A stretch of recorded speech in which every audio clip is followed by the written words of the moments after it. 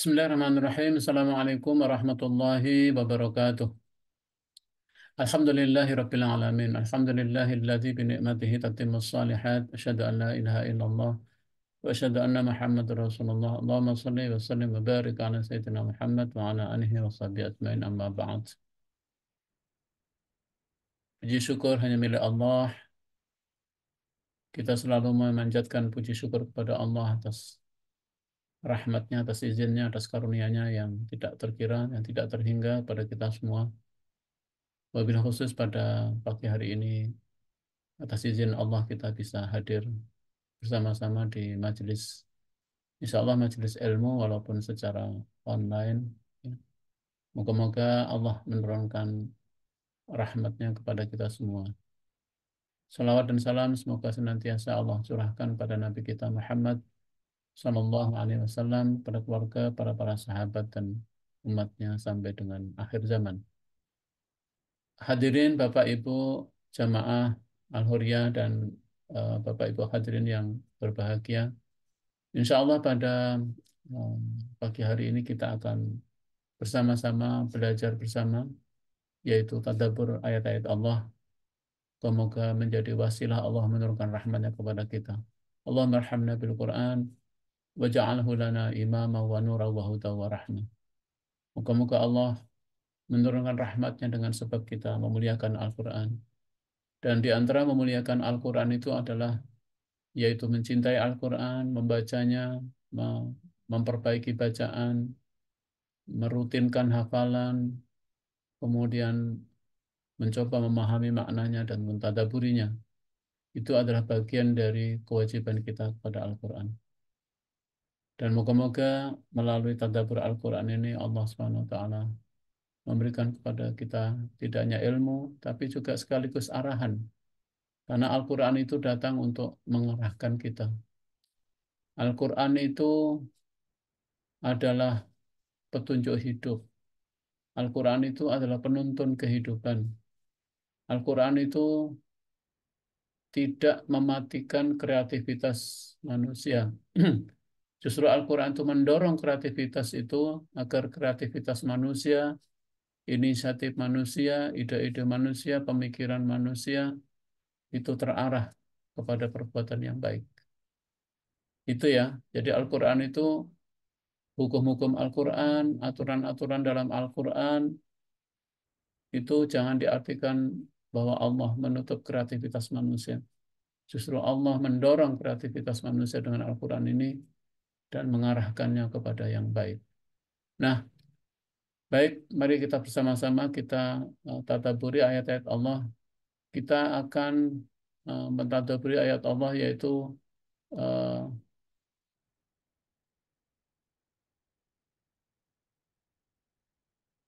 ya, jamaah rahimakumullah, kita bersama-sama akan mentadabburi ayat Allah Subhanahu wa taala yaitu kita akan lanjutkan ya mulai dari surat Al-Baqarah ayat 180 ya.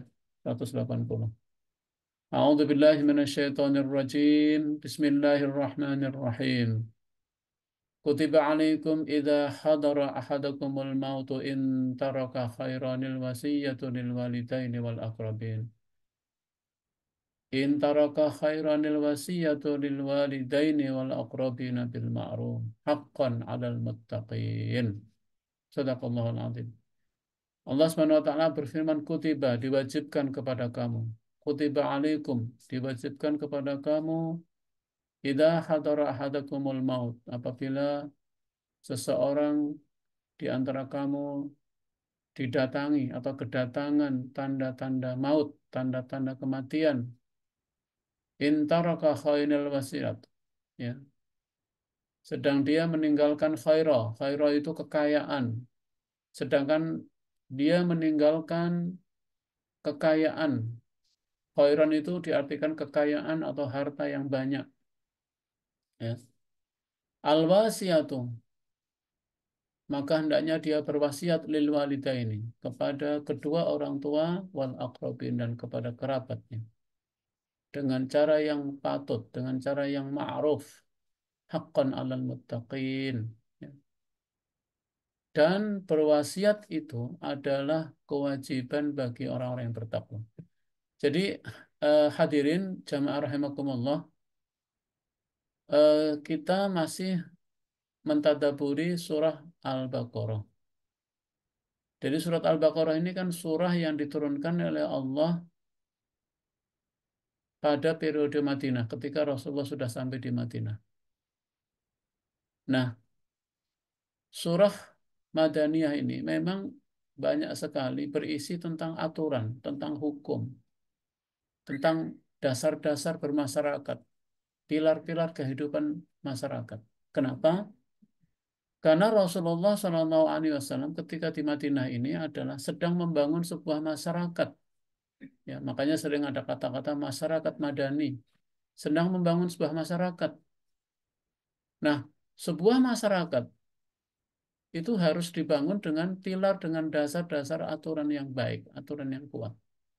Makanya sejak kita membahas surah Al-Baqarah ayat 177 ya, tentang pokok-pokok kebajikan, pokok-pokok kebaikan, di situ jelas sekali bahwa apa sih pokok-pokok kebaikan ini. Dan itulah kelebihan, itulah makna kehadiran Al-Quran, kurikulum hidup ini. Yaitu meletakkan pilar dan dasar-dasar kehidupan dalam masyarakat. Sehingga masyarakat ini hidup dengan cara yang baik. Sehingga masyarakat ini kuat. Sehingga masyarakat ini hidup terarah. Itulah fungsi dari Al-Quranul Karim. Nah, kemarin tentang sudah kita bahas tentang pokok-pokok kebaikan. Kemudian kita juga telah membahas tentang hukum kisos ya. Nah, hari ini tentang wasiat ya. Kita akan wasiat. Dan ujung-ujungnya selalu la'allakum tattaqun haqqan 'alal muttaqin gitu ya. Kenapa? Karena tujuan tertinggi dari Al-Qur'an dalam membangun manusia itu agar manusia menjadi manusia muttaqin. Mari kita renungkan ayat ini hadirin. Ayat ini adalah menjelaskan bahwa Allah mewajibkan berwasiat kepada orang-orang uh, yang beriman ya, kepada orang-orang yang beriman yang merasa bahwa ajalnya sudah dekat. Jadi kalimat ajalnya sudah dekat. Iya, ketika kedatangan tanda-tanda kematian. Jadi tanda-tanda kematian ini jangan diartikan nunggu sakaratul maut ya. Idza hadara haudumul maut itu adalah ketika datang saat tanda-tanda kematian itu ya sudah mulai sakit ya, sudah mulai tua, sudah beruban ya. Itu tanda-tanda kematian loh ya. Jadi jangan diartikan tanda-tanda kematian itu kalau sudah sakaratul maut. Kalau sakaratul maut, ya udah nggak bisa berwasiat.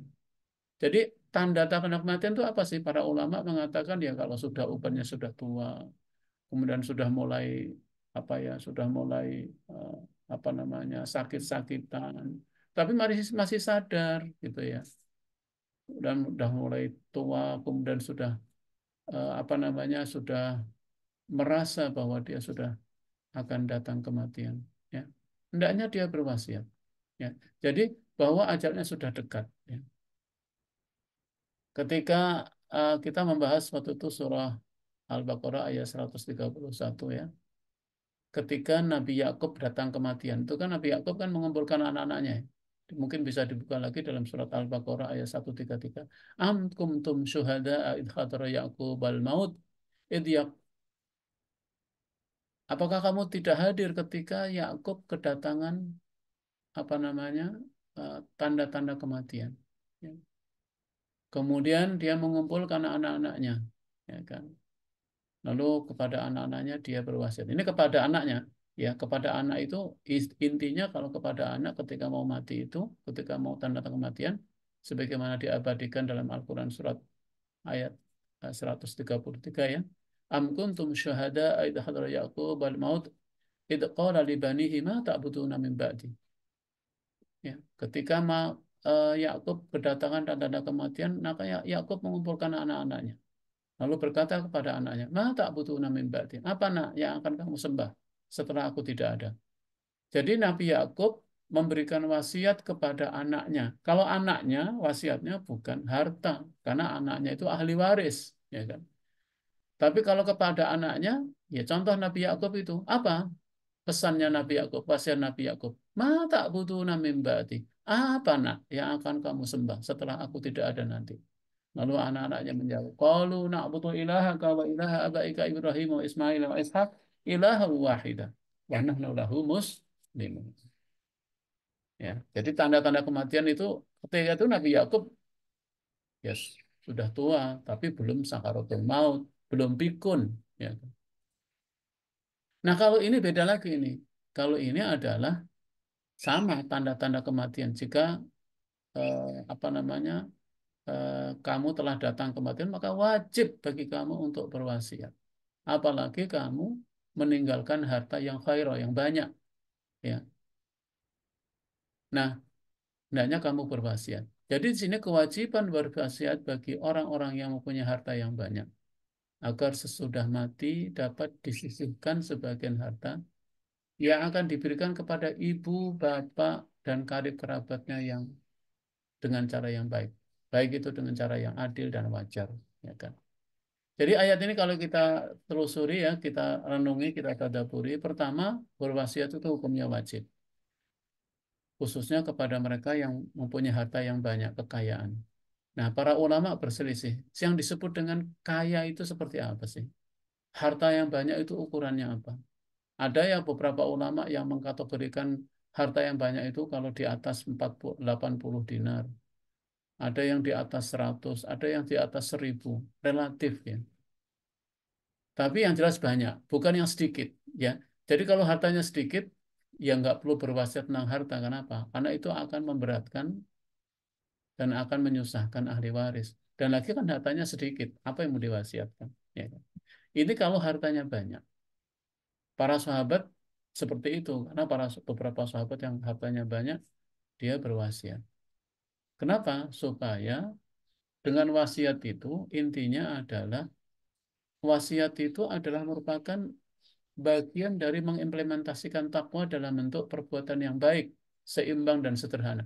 Bagaimana menyebarkan kebaikan kepada banyak orang, tidak hanya kepada ahli waris. Gitu ya. Jadi mohon difahami di sini bahwa berwasiat itu wajib dan makna berwasiat di sini adalah yaitu agar kita dapat menyebarkan kebaikan lebih luas, lebih banyak, tidak hanya kepada ahli waris pada anak. Nah, yang menarik di sini, wasiat itu lil walidaini wal aqrabin, kepada kedua orang tua dan kepada kerabat. Di sini tidak disebutkan kepada anak, kalau anak itu ahli waris. Tapi kepada kedua orang tua, karena kedua orang tua ini walaupun ahli waris, tapi sangat jauh. Bahkan dia terhalang ketika seorang itu mempunyai anak laki-laki dan anak perempuan, maka kedua orang tua dan kerabat-kerabat jauhnya tidak dapat. Karena itu, agar mereka masih mendapatkan, maka ada wasiat. Ulama sepakat dari ayat ini bahwa tidak ada wasiat kepada ahli waris. Ya. Misalnya ahli waris tertentu mendapatkan wasiat harta lebih dari harta waris. Ini nggak boleh ini. Makanya di sini al wasiatu lil walidaini wal aqrabin. Ya. Wasiat atau memberi wasiat ya tentang harta itu kepada kedua orang tua dan kerabat, bukan kepada ahli waris. Dan itu dengan bil ma'ruf, dengan cara yang baik. Baik itu apa? Jadi tidak boleh memberikan wasiat tentang harta kepada kedua orang tua dan kerabat dekat atau siapapun melebihi dengan cara yang tidak baik. Jadi bil ma'ruf ini yaitu beberapa ulama mengatakan bahwa tidak boleh seseorang berwasiat tentang harta kepada selain ahli waris itu melebihi dari yang ditentukan oleh agama.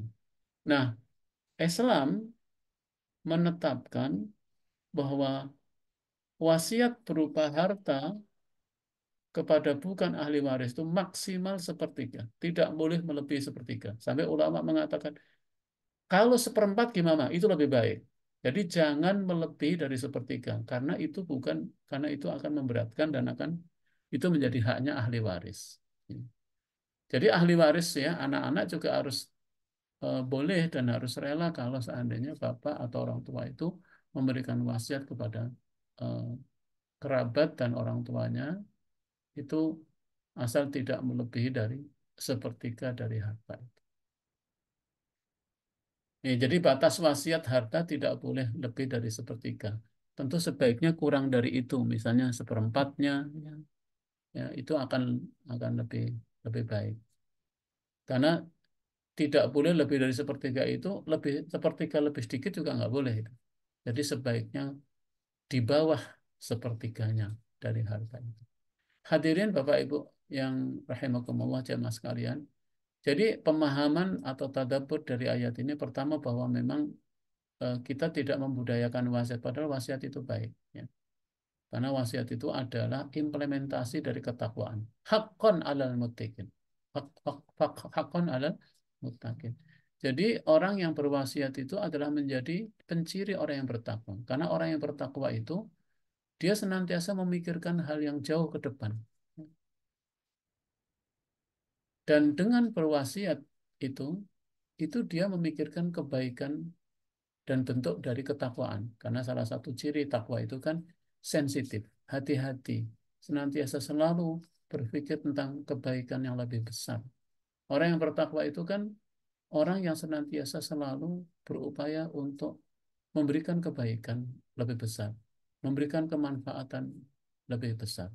Makanya berwasiat ini adalah bagian dari mengimplementasikan takwa dalam pengertian eh, kehidupan saya. Nah, sehingga ketika ada ayat ini hadirin, para sahabat yang kaya tapi anaknya cuma satu, ya, anaknya cuma dua misalnya itu mereka berwasiat dan datang kepada Rasul, saya akan mewasiatkan harta sekian, berikan kepada ini. Ada berwasiatnya kepada lembaga, ada kepada orang, terutama kepada orang tua, pada kerabat jauh, ya. Itu Rasulullah wanti-wanti sepertiga itu sudah cukup ya. Karena itu adalah meninggalkan eh, anak-anakmu dalam keadaan yang kuat ya secara fisik, kuat ilmunya, kuat imannya dan kuat hartanya lebih baik begitu kata Rasul. Nah, hadirin jamaah rahimakumullah, eh, tentu tadabbur atau ibrah dari ayat ini adalah agar kita apa namanya mengikuti ya karena Al-Qur'an itu tadi saya katakan Al-Quran itu datang untuk mengarahkan kehidupan kita agar kehidupan menjadi lebih baik dan lebih teratur ya. Karena banyak kejadian ketika tidak ada wasiat, kemudian harta ini di tangan oleh ahli waris, ya bagi orang tua sih meninggalkan yang baik ini, tapi kemudian eh, apa namanya banyak sekali yang orang anak-anaknya itu tidak bisa menjalankan dengan baik dan kemudian eh, orang tuanya tidak mendapatkan kebaikan lebih karena harta semua jatuh kepada ahli waris yang ternyata tidak bisa memanfaatkan dengan baik untuk kebaikan. Itu yang kita khawatirkan. Makanya Islam mengantisipasi seperti itu. Nah, lanjutan dari hayat tentang wasiat ini. Faman baddalahu ba'dama sami'ahu fa innama ismuhu 'alal ladzina yubaddiluna. Innallaha sami'un 'alim. Barang siapa yang mengubah isi wasiat itu setelah mendengarnya, sesungguhnya dosanya hanya bagi orang yang mengubahnya itu. Sesungguhnya Allah Maha mendengar lagi Maha mengetahui. Hadirin, jadi siapapun yang telah mendapatkan wasiat, wasiat ini begini ya, wasiat itu memang ada baiknya dalam bentuk tertulis. Ada orang tua punya harta, kemudian pesan kepada seseorang tadi kan kerabat dekat ya kerabat yang jauhnya atau kerabatnya kemudian orang tuanya dia berwasiat. Sebaiknya wasiat itu memang ditulis. Apalagi kalau orang tuanya yang berwasiat itu masih sadar, masih ini ya boleh ditulis supaya ini. Sekarang boleh direkam gitu ya. Nah, siapapun yang mendapatkan wasiat mendengarnya. Kalimat mendengarnya ini kan mendengar langsung ya. Karena orang itu memang sengaja diajak, diminta untuk mendengarkan wasiat itu. Kemudian yang mendengarnya itu adalah lebih baik lagi kalau lebih dari satu, dia catat. Ya. Kemudian tidak boleh orang yang telah mendengar wasiat itu mengubahnya. Ya, mengubah. Barang siapa yang mengubah, ya, barang siapa yang mendengarkan wasiat, maka berdosalah jika ia mengubahnya. Karena itu berarti dia sudah berkhianat kepada amanat yang diterimanya. Dan itu sama hukumnya dengan mengkhianati Allah dan Rasulnya. Jadi orang yang telah mendengarkan wasiat, ya, tadi supaya lebih aman wasiat itu ditulis, ya, maka sesungguhnya dosanya hanya bagi orang yang mengubahnya. Ini penting untuk eh, apa namanya diingat, siapapun bagi mereka yang mendapatkan wasiat, ya, mendengarkan wasiat tentang wasiat apapun, itu jangan sampai kita mengubah isi wasiat itu. Ya, karena apa? Karena itu dosanya besar. Sampai Allah mengakhiri ayat ini dengan sesungguhnya Allah Maha mendengar. Innallaha sami'un alim. Sesungguhnya Allah itu mendengar seluruh pembicaraan yang disampaikan oleh pemberi wasiat dan juga bisikan hatinya. Allah juga mengetahui, ya, orang yang mengubahnya dan menyembunyikan wasiat. Jadi Allah menggunakan kalimat sampai sami'un alim. Sesungguhnya Allah itu Maha mendengar lagi Maha mengetahui. Coba, ya, sifat Allah dua-duanya melekat di sini. Hati-hati. Allah itu mendengar dan mengetahui, ya kan? Bukan hanya mendengar, Allah itu mendengar dan mengetahui, ya kan? Itu kan itu kan akhir dari sebuah surat, itu kan indahnya begini ya ayat itu ya. Selalu Allah mengakhiri dengan innallaha samiun alim. Allah memperkenalkan sifatnya. Sifat Allah itu samiun alim, mendengar lagi. Karena itu hati-hatilah bagi mereka yang suka mendapatkan wasiat, ya, atau bahasa umumnya mendapatkan amanah, kemudian dia mengubah amanah itu. Ingat, Allah tahu loh. Allah mengetahui, Allah melihat langsung isi pembicaraan semuanya itu.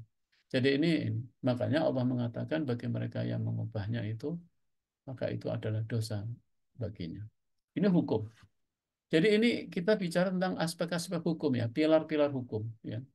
Dan ini kalau di kitab-kitab fikih dijelaskan panjang lebar ya. Nanti dijelaskan itu apa sih yang dikatakan wasiat, apa sih isi wasiat itu, ya kan? Kemudian apa namanya, bagaimana eh, wasiat itu sebaiknya, apakah ditulis, ya, apakah direkam. Kalau zaman dulu ya emang yang ditulis ya. Ada dulu nggak sempat nulis tapi mendengarnya, ya. Bagaimana kalau yang mendengar itu apa namanya meninggal, itu semua dibahas ya kalau dalam kitab fikih ya. Saya tidak mau masuk ke situ karena pertama saya bukan ahlinya, tapi saya ingin mengajak kepada hadirin spirit dari ayat ini, makna dalam dari ayat ini bahwa hati-hati terhadap mereka yang mendengarkan wasiat untuk melaksanakan yang baik. Namun Allah memberikan pengecualian di sini. Ayat 182. Mari kita renungkan. Faman khafa min musin janafan au isman fa aslaha bainahum fala isma alaih.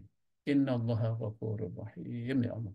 Akan tetapi barang siapa yang khawatir terhadap yang memberikan wasiat, bahwa yang memberikan wasiat itu janafan au isman, berlaku apa ya, berlaku tidak adil atau berlaku berat sebelah, ya, ya, atau berbuat dosa, ya, fa aslaha bainahum, lalu dia mendamaikan, lalu dia memperbaikinya, ya,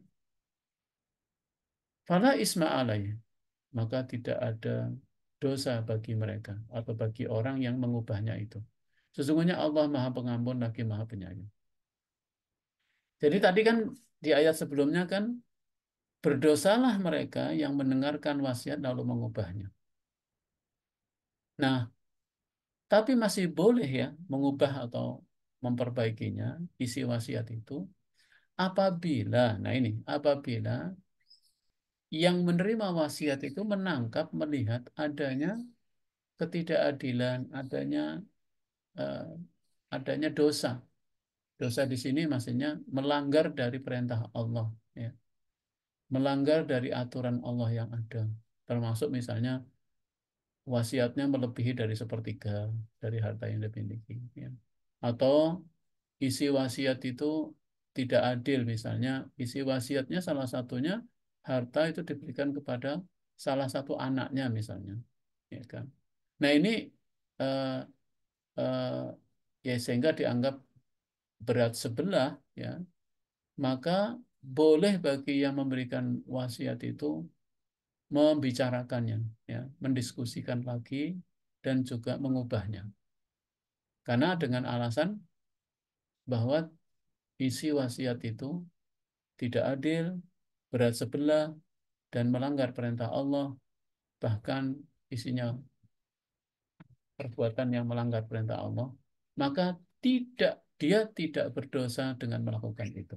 Ya, makanya penjelasannya ada menjelaskan tafsir begini. Tetapi barang siapa khawatir karena mengetahui atau melihat tanda-tanda bahwa pemberi wasiat berlaku berat sebelah atau berbuat salah, baik disengaja maupun tidak, sehingga menyimpang dari ketentuan Allah, lalu dia mendamaikannya, mendiskusikannya antara mereka dengan meminta orang yang berwasiat berlaku adil, ya, mengingatkan, ya, pada saat itu, ya, pada saat dia mendengarkannya itu, mengingatkannya dalam wasiatnya sesuai dengan ketentuan syariah Islam. Maka dia, yakni orang yang mendamaikan, orang yang mengingatkan itu tidak berdosa, ya, kalau harus dengan mengubah.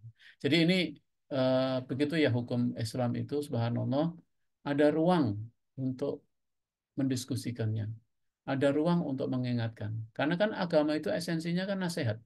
Ad-dinun nasihat. Untuk siapa?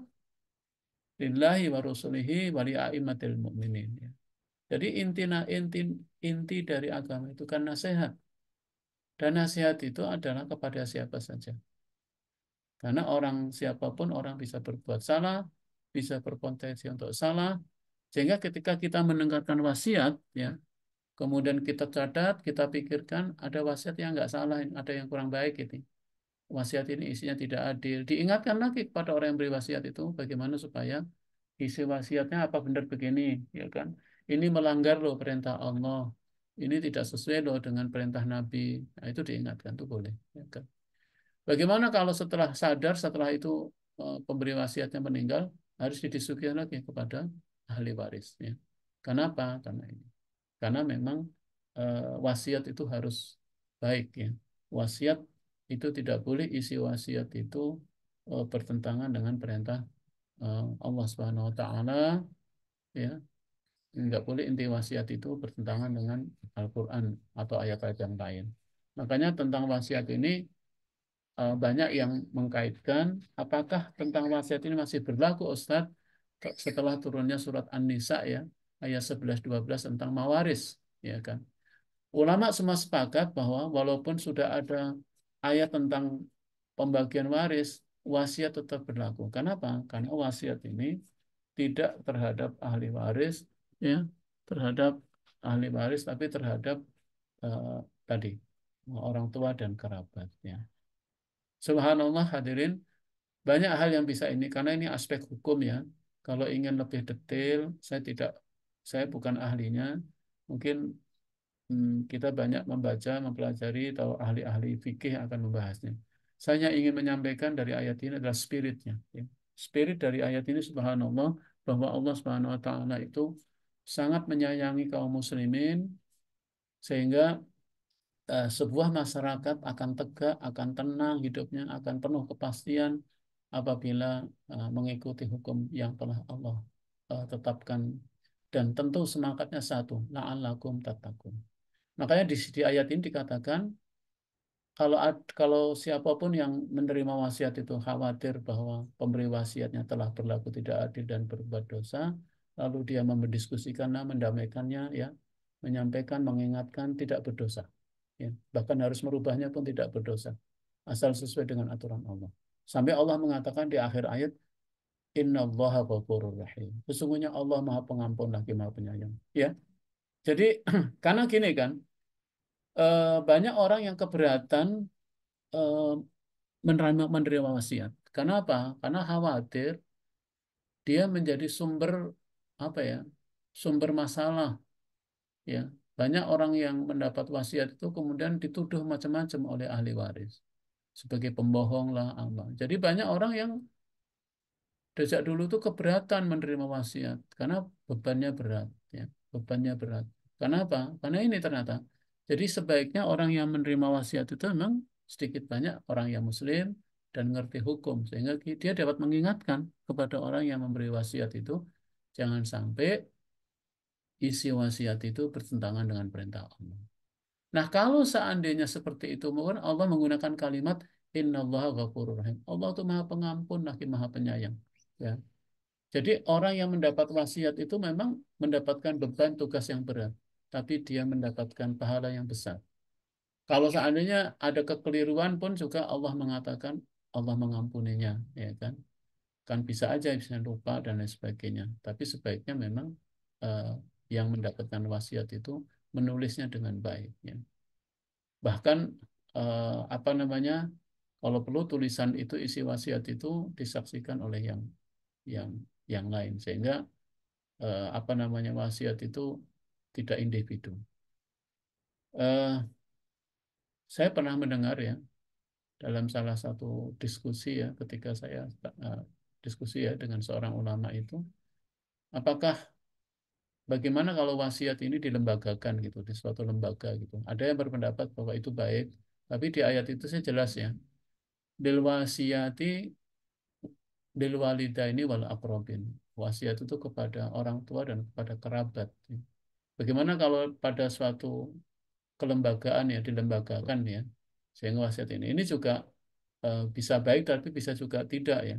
Karena apa? Karena eh, masalah ini jangan sampai masuk ke ranah apa ya, ke ranah yang eh, institusional gitu ya. Tapi ini sebetulnya lebih kepada apa namanya pesan pada individu. Walaupun beberapa mengatakan akan bagus kalau dilembagakan sehingga eh, wasiat itu atau orang yang menerima wasiat itu juga tidak terbebani secara individu. Wallahu alam ya. Ini kan kajian hukum ya. Tapi yang harus difahami adalah yaitu sampainya wasiat itu kepada orang yang mendapatkan atau yang mendapatkan amanah tadi dengan baik. Jadi tidak hanya yang menerima wasiat, tapi juga pihak-pihak yang akan mendapatkan limpahan dari harta dari isi wasiat ini adalah apa namanya hal yang juga sangat penting. Baik, itu ya tentang wasiat. Nah, berikutnya adalah tentang ayat berikutnya, ayat 183. Ayat ini sudah sangat terkenal, ya, karena ini lanjutan dari ayat ini. Masih berkaitan dengan pilar-pilar kehidupan bermasyarakat. Allah berfirman, Ya ayyuhalladzina amanu kutiba alaikum Ya ayyuhalladzina amanu kutiba alaikumusiyam kama kutiba alal ladzina min qablikum la'allakum tattaqun. Maaf ini ada kesalahan ya dalam saya mengcopy ya. Ya ayyuhalladzina amanu kutiba alaikumusiyam kama kutiba alal ladzina min qablikum la'allakum tattaqun. Saya mohon maaf ini ada kesalahan mengcopy saya. Yang artinya adalah ini ayat 183 tentang kewajiban berpuasa. Wahai orang-orang yang beriman, diwajibkan atas kamu berpuasa sebagaimana diwajibkan atas orang-orang sebelum kamu agar kamu bertakwa. Ini juga aturan Allah Subhanahu wa taala tentang hukum puasa. Karena memang kewajiban puasa itu baru diwajibkan oleh Allah setelah Nabi Muhammad SAW dan sahabat itu hijrah ke Madinah. Ya. Makanya ini masuk dalam surat Madaniyah. Kita sama-sama tahu bahwa kewajiban berpuasa Ramadan itu diwajibkan oleh Allah pada tahun kedua Hijriah. Dan ketika puasa pertama bulan Ramadan itu juga Allah memerintahkan kaum muslimin, Rasulullah terutama memerintahkan kaum muslimin untuk melakukan perang. Perang Badar itu terjadi pada bulan Ramadan. Kita sama-sama paham ayat ini adalah bahwa ayat ini juga tegas ya bahwa diwajibkan atas orang-orang yang beriman berpuasa. Karena berpuasa itu gunanya untuk mendidik dan menyiapkan jiwa ini, mengendalikan syahwat, menyadarkan bahwa manusia memiliki kelebihan dibanding hewan.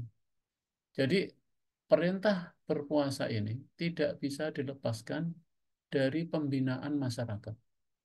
Sebuah masyarakat yang akan memikul tugas beban berat, ya, beban dakwah, yaitu masyarakat Madinah ini, harus dididik lahir batin. Tidak hanya dilatih bagaimana cara hidup bermasyarakat, mempersiapkan fisik untuk berperang, tidak. Tapi justru Allah memberikan pendidikan yang paripurna. Justru pendidikan tertinggi bagi masyarakat itu adalah yaitu berpuasa. Karena berpuasa itu dapat mendidik dan menyiapkan jiwa menjadi lebih bersih, lebih suci. Kemudian berpuasa itu akan mampu mengendalikan syahwat. Bukankah itu pendidikan terbaik? Jadi pendidikan terbaik itu kan gimana mendidik jiwa ini menjadi jiwa yang suci, kemudian pendidik atau anak-anak didik kita selain jiwanya bersih, jiwanya suci, juga mampu mengendalikan syahwat. Kemudian bahwa manusia ini beda dengan hewan.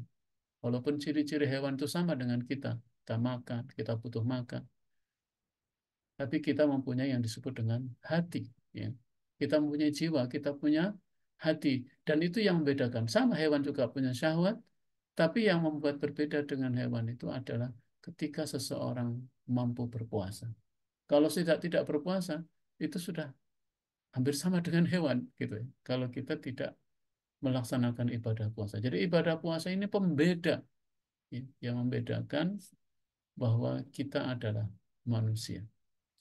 Karena itu hadirin, tujuan puasa ini adalah sarana untuk memantapkan akidah agar akidah kita menjadi kokoh dan teguh. Karena makanya perintah puasa ini kepada orang yang beriman. Karena konsekuensi hanya orang yang berimanlah yang siap menerima beban dari Allah, baik itu beban berupa perintah maupun larangan.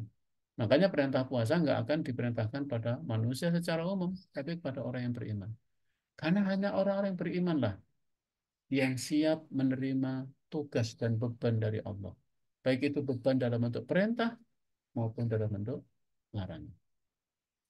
Kemudian perlu diingat bahwa ibadah puasa adalah sarana hubungan manusia dengan Tuhannya, yaitu hubungan ketaatan dan kepatuhan. Masya Allah ya. Jadi orang yang berpuasa itu adalah menunjukkan bahwa dia adalah manusia yang taat, manusia yang patuh. Bayangkan, ya kan? Puasa itu kan suatu perintah yang sangat bertentangan dengan naluriah manusia ya, sebagai manusia yang kehewanan itu. Pengennya manusia itu kan makan, ada apapun dimakan, apa ini. Tapi orang yang beriman, yang berpuasa, itu tidak. Kenapa? Karena dia lebih mendahulukan ketaatan. Bagi dia, ketaatan dan kepatuhan kepada Allah adalah segala-galanya. Sehingga dia rela meninggalkan hal-hal yang tidak menyenangkan tadi karena ketaatannya kepada Allah, karena takwanya kepada Allah Subhanahu wa taala.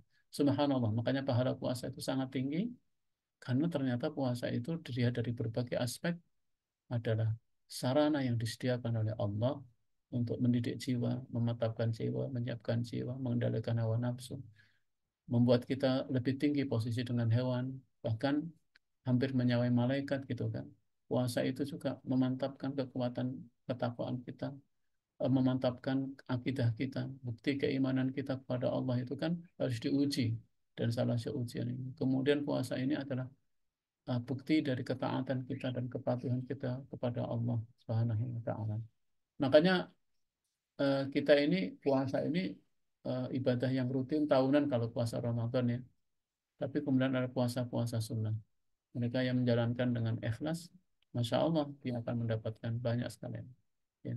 Tujuan besar dari ibadah puasa ini, tujuan besar dari ibadah puasa sekali lagi adalah takwa kepada Allah Subhanahu wa taala. Ya. Karena tidak ada harta, tidak ada bekal, tidak ada milik yang lebih berharga mereka. Jadi takwa itulah milik kita yang abadi, milik kita yang paling baik. Tidak ada harta yang melebihi dari harta takwa. Makanya kata Allah, perbanyaklah oleh kamu bekal, tapi sebaik-baik bekal adalah bekal takwa. Mengapa sebaik-baik bekal itu bekal takwa? Karena takwa itu ada harta yang akan kita bawa sampai ke hadirat Allah SWT. Jadi semua yang kita miliki, tapi tidak menjadikan kita bertakwa kepada Allah, tidak berubah menjadi takwa, maka sesungguhnya kita telah kehilangan banyak. Jadi harta yang abadi itu takwa hadirin. Iman dan takwa itulah harta yang abadi. Sudah banyak bahas tentang takwa, tentang puasa ini. Moga-moga pembahasan tentang puasa ini memantapkan kita, menyemangati kita, menguatkan kita untuk semakin bersungguh-sungguh bahwa perintah-perintah Allah Subhanahu wa taala itu adalah untuk kemaslahatan kita. Nah, saya akhiri ayat ini dengan ayyamam ma'dudat. ayat 184-nya. Faman kana minkum maridan aw ala safarin fa iddatun min ayamin ukhra wa 'alal ladzina yutiqunahu fidyatun ta'amu miskin faman tatawwa'a khairan fa huwa khairul lah wa an tasumu khairul lakum in kuntum ta'lamun. Allah mewajibkan orang-orang manusia beriman untuk orang-orang yang beriman untuk berpuasa. Berapa lama puasa itu? Yaitu beberapa hari tertentu. Jadi puasa itu tidak sepanjang tahun, tapi hanya beberapa hari. Begitu kalimatnya beberapa hari. Berarti lebih dari 1 hari. Ya.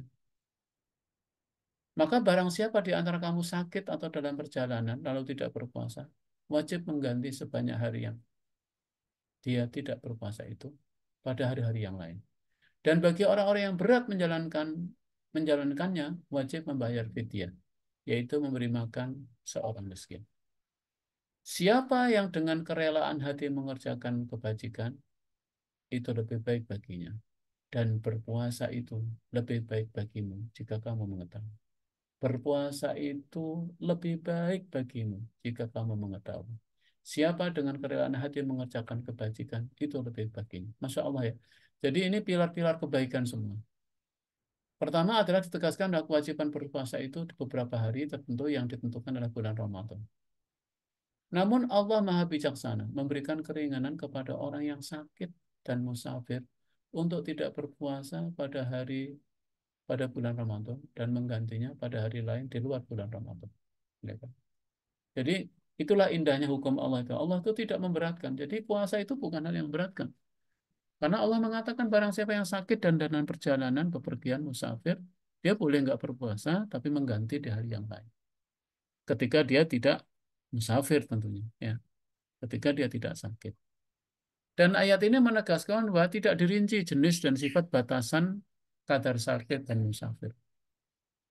Memang di ayat ini tidak ditegaskan sakit yang seperti apa yang dibolehkan untuk tidak berpuasa. Perjalanan yang seperti apa. Nah, saya menangkap bahwa ayat ini umum sih, mutlak ya. Sakit dalam arti yang mutlak, kemudian bepergian dalam arti mutlak ya. Tetapi memang para ulama ya me, apa ya namanya menuntun memberikan rincian agar kita lebih mudah ya. Tetapi sebetulnya ini adalah eh, sakit dalam arti yang umum ya, maupun juga bepergian. Jadi, nah ini saya kutip jadi beberapa mufasir ya. Jenis dan sifat batasan kadar sakit dan musafir itu ya. Misalnya ya, ada yang berpendapat dibolehkan tidak berpuasa bagi orang yang sakit atau musafir tanpa membedakan sakitnya apakah itu berat atau ringan ya. Jadi pokoknya kalau orang itu merasa sakit lebih baik memanfaatkan rukhsah dari Allah. Karena rukhsah ini sendiri juga atau keringanan itu adalah karunia Allah.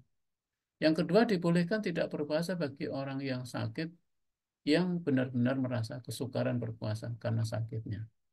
Ini ulama lain. Kalau ulama yang pertama tadi, tidak penting kadar sakitnya. Pokoknya apakah itu berat atau ringan, boleh tidak berpuasa. Yang ketiga, dibolehkan tidak berpuasa bagi orang yang sakit atau musafir dengan ketentuan-ketentuan, ya kan?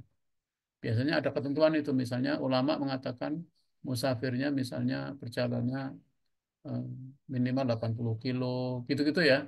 Ada yang ulama mengatakan seperti itu. Tapi ketentuan-ketentuan ini tidak boleh juga menghilangkan esensi dari ayat ini bahwa ayat ini tidak membatasi ya. Tapi ulama membuat ketentuan supaya orang tidak memudah-mudahkan ya kan. Ya misalnya sakit panu, masa sakit panu boleh nggak berpuasa kan lucu gitu ya kan itu. Ya. Kemudian apa namanya jadi ketentuan itu dibuat supaya kita lebih tertib ya terutama. Kemudian yang ketiga tidak ada perbedaan pendapat mengenai perjalanan musafir apakah dengan jalan kaki, dengan mobil, dengan motor, dengan pesawat asalkan tidak untuk mengerjakan perbuatan maksiat. Jadi perbuatan musafirnya itu ulama sepakat adalah bukan bepergian dalam rangka perbuatan maksiat, tapi bepergian dalam perbuatan baik, misalnya kerja, tugas, dinas, semua adalah perbuatan baik, silaturahim, apa ini. Terutama yang mudik-mudik itu ya, yang mudik misalnya, saya tetap berpuasa. Sebaiknya kalau memang niat mudik, bepergian ya batal ya, atau eh, sebaiknya berbuka. Karena memanfaatkan rukhsah atau keringanan dari Allah itu juga bentuk dari kasih sayang Allah yang muslim.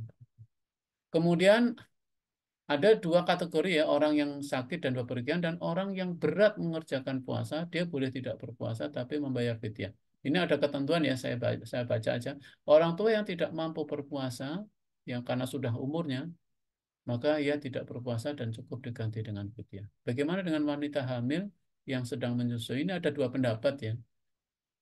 Kalau wanita yang hamil dan yang menyusui karena takut kehamilannya dan karena dia menyusui atau karena menyusui misalnya, itu menurut Imam Syafi'i, bila wanita hamil dan wanita yang sedang menyusui khawatir akan terganggu kesehatan janinnya, lalu mereka tidak berpuasa, maka wajib atas keduanya mengkodok puasa, ya, yang ditinggalkannya dan membayar fidyah. Itu ya, ada pendapat. Tapi kalau menurut Imam Ibu Hanifah, Abu Hanifah, ibu hamil dan yang sedang menyusui, semua hal yang disebut di atas cukup dengan mengkodok puasa. Jadi ini ada dua pendapat, ya, ada dua pendapat. Karena kata Imam Syafi'i mengatakan bahwa wanita hamil, hamil itu kan bukan penyakit gitu ya. Wanita hamil itu kan naluri gitu ya. Makanya ini. Maka kalau Imam Syafi'i mengatakan selain harus mengkodok, dia harus membayar fidyah, ya. Karena hanya khawatir gitu ya, bukan sakit gitu ya. Kemudian yang ketiga, orang sakit yang tidak sanggup berpuasa dan penyakitnya tidak ada harapan akan sembuh, maka dia tidak usah mengkodok tapi membayar fidyah, ya. Kemudian mengenai buruh dan petani, ya ini ada ulamanya. Bagaimana dengan orang buruh dan petani yang pekerjaannya fisik, ya, dan dia menghidupi keluarganya hanya dengan hasil kerja kerasnya dan membanting tulang setiap hari? Bagaimana? Ulama mengatakan siapapun mereka, termasuk buruh petani, harus malam Ramadan itu meniatkan diri untuk berpuasa. Tidak boleh karena aja, oh saya buruh petani, nggak usah, nggak boleh. Jadi siapapun dia orang yang beriman, walaupun dia buruh petani, dia harus berniat puasa di malam hari untuk puasa berikutnya, untuk puasa hari berikutnya. Kemudian ketika dia menjalani hidup itu berat, dia boleh berbuka, gitu ya. Tapi tidak boleh dari malam itu nggak berniat berpuasa, itu nggak boleh. Ini harus penting. Jangan sampai kita merubah, memudah-mudahkan, karena kewajiban itu melekat pada orang yang beriman, siapapun. Tetapi karena tugas yang berat, mungkin dia di tengah-tengah dia nggak sanggup, di siang harinya nggak sanggup, dia berbuka, nggak apa-apa. Tapi malam harinya harus berniat bahwa besoknya akan berpuasa Ramadan. Wallahu alam. Saya kira itu ya sedikit sebagai apa namanya tadabbur ayat-ayat Allah pada pagi hari ini. Moga-moga bermanfaat. Saya kembalikan kepada Mas Narasaki ya. Silakan Mas. Baik Ustaz, jazakumullah khairan. Waalaikumsalam. Semoga materi yang disampaikan tadi menjadikan hari-hari kita semakin bercahaya dan semoga dengan materi Al-Quran tadi hari-hari kita semakin penuh dengan keberkahan di setiap detik dan waktunya. Baik, Bapak Ibu, teman-teman semuanya, insya Allah kita lanjutkan ke sesi tanya jawab kepada teman-teman Bapak Ibu yang ingin bertanya, dipersilahkan sebelum kita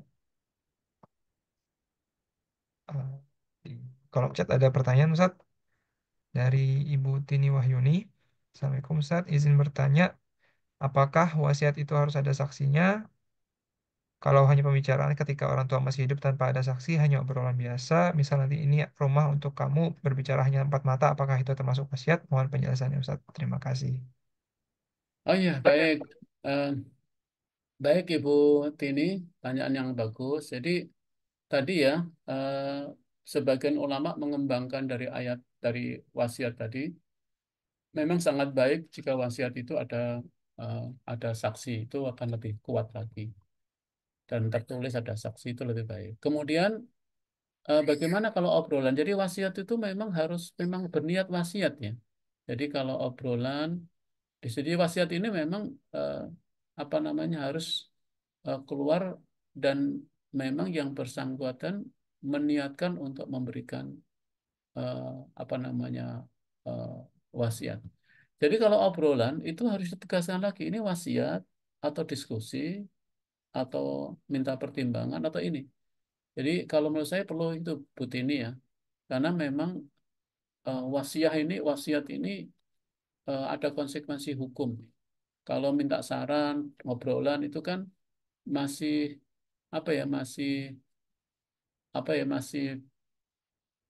katakanlah masih belum pasti gitu ya. Kecuali kalau memang tadi yang mendengarkan memastikan kembali ya, ini wasiat atau apa gitu.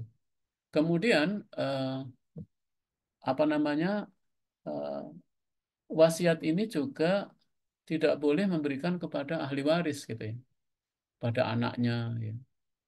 Misalnya bapak ngomong dengan saya sebagai anak, itu bukan wasiat ya. Jadi wasiat itu minimal kepada kedua orang tuanya, karena orang tua itu kan ahli waris walaupun jauh banget kan. Karena orang tua itu kan nggak akan dapat ahli waris, dapat warisan kalau si keluarga itu mempunyai anak laki-laki ya, anak apalagi laki-laki berapa, perempuan habis sebetulnya. Atau dengan kerabat yang jauh. Tapi kalau pada anak, hmm, ulama mengatakan bukan wasiat gitu. Eh, Mungkin itu yang saya pahami ya Ibu Tini ya. Moga-moga memberikan ini. Sambil jalan kita akan tanyakan kepada orang yang lebih fakih, tapi saya memahami dari ayat seperti itu, Bu. Bu Tini Wahyuni.